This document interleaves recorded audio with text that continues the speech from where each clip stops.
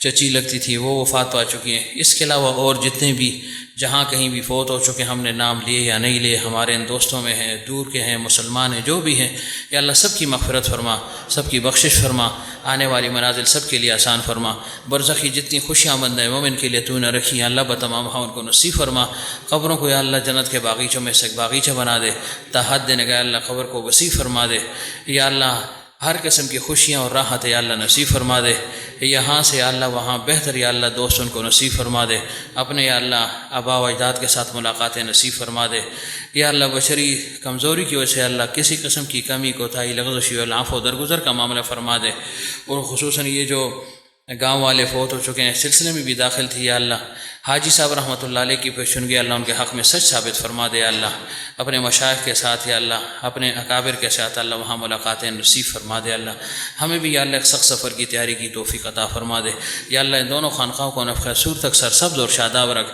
جتنے پودے اس میں لگ چکے ہیں اللہ سب سے باراور درخت بنا دے، حضرت کا کامل فیض سب کو منتقل فرما، کسی کو بھی اللہ محروم نہ فرما، یا اللہ جب تک ہم زندہ ہیں دین متین پر ہم کو قائم اور دائم رکھ، اور جب دنیا سے جانے کا وقت تو لا الہ الا اللہ محمد الرسول اللہ صلی اللہ علیہ وآلہ وسلم یہ پاک کلمہ ہماری زبانوں پر جاری فرما، سبحان ربک رب العزت عما یصفون وسلام علی المرسلین والحمد للہ رب العالمین برحمتک۔